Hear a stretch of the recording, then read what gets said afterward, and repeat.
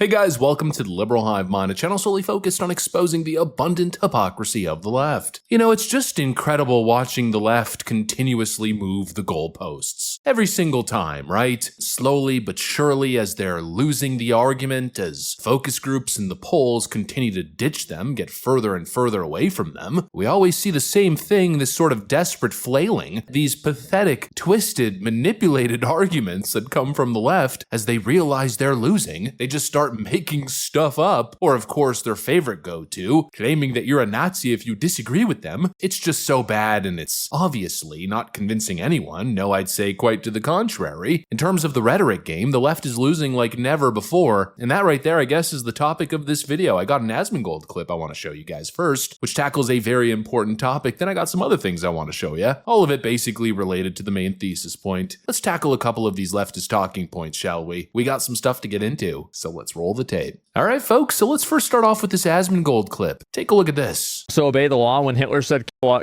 all the Jews, you'd obey your master. You're comparing this to Hitler. And this is the mindset that these people have, right? I just want to read some of the comments here. Your keyboard warrior Trump's out there fighting in the streets. Yeah, I mean, I disagree with the fight. I mean, why would I go out there and support something and go protest for something that I don't even agree with? Why would I do that? And also, it's just some bricks. They have bulletproof glass windows. So do you think it would be okay to shoot a gun at them because the glass is bulletproof? Do you think it would be okay to shoot a gun at these officers since the glass is bulletproof?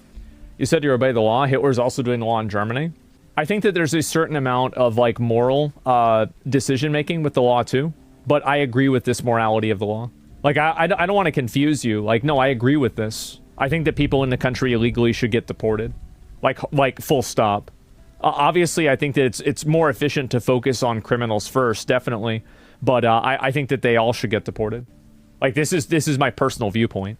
Like, the law is also this thing, but I also think this too. You know, I'm so glad that this is now the conversation. I'm so glad that finally people are putting their foot down. Enough with the tiptoeing around the subject. Oh yes, we want to deport migrants, but actually, only the violent criminals. No, all of them deserve to be deported. Period. And saying that doesn't make you a Nazi, despite whatever leftist Twitch chatters are saying. Deporting illegal migrants is not genocide. No, actually, it's basic practice of the law. It's something every other nation does with no issues, with no controversy, but now that America wants to do it, all of a sudden it's 1940s Germany. Give me a frickin' break. There's a massive difference between systematically murdering an entire group of people, committing genocide, and enforcing border laws that protect American sovereignty. Clearly, that's a distinction that any rational person can make, but apparently not these leftoids with their emotional manipulation and ridiculous talking points. And for a while, you know, it scared people. People didn't want to go that far. No, just say it across the board. Illegal immigration is wrong, period. It undermines the rule of law. You got these people who unethically are skipping the lines and wrongly getting ahead of people who are doing things the right way. You got the obvious national security risk, the strain being put on social services, the mass influx of low-waged workers, basically depressing wages for the most vulnerable economic class of American citizens. You know, the left tries to guilt trip us with these sob stories. Every night, it's women and children crying on the TV, but you can't make these decisions emotionally. And the argument that supporting illegal migration is the compassionate stance is completely ridiculous. It's an exploitation of the American taxpayer. It's a slap in the face to every legal migrant who played by the rules, and most importantly, it's freaking dangerous, as the whole process is built on the human smuggling pipeline of the cartels. Yeah, it's not exactly compassionate to argue in favor with putting young women and children in the hands of cartel coyotes and criminal members. There's no compassion there. No, all it does is make you complicit in the exploitation of people and the American economy. But yeah, basically all that to say, the left's argument is trash. Absolute, utter trash. You're a Nazi. You're a racist. You're a bigot. You have no heart. No, I'm just not dumb. I can think for myself and analyze all factors and understand the nuance instead of falling for your clear propaganda play. Holy frickin' moly, but speaking of dumb, these frickin' leftist arguments, folks, they're just getting dumber and dumber. We went from you're a racist to now, let's rewrite history. Actually, California belongs to Mexico. Yo dije, si hacemos el muro, sí lo pagamos.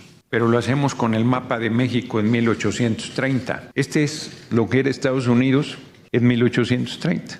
Y esto era parte de México, no era todo México. Si ustedes pueden ver, quizás un tercio, mínimo una cuarta parte del territorio norteamericano era parte de México hasta 1846. Fuimos despojados de estos territorios. Nosotros estábamos asentados ahí antes que la nación hoy conocida como Estados Unidos. Los nombres no engañan. El idioma que más se habla en Los Ángeles es español. No necesitas hablar inglés para estar en Los Ángeles. Y estamos en la situación actual. Esto es parte de Estados Unidos. Sí, el gobierno de Estados Unidos tiene derecho a instrumentar las medidas que considere migratorias convenientes, ciertamente, pero no tiene derecho a violentar la dignidad de las personas migrantes. No tiene derecho a separar las familias, no tiene derecho a someterlos al sufrimiento, a la persecución, al acoso. No tiene derecho a violar la ley que el propio gobierno de Estados Unidos y el pueblo de Estados Unidos se dio.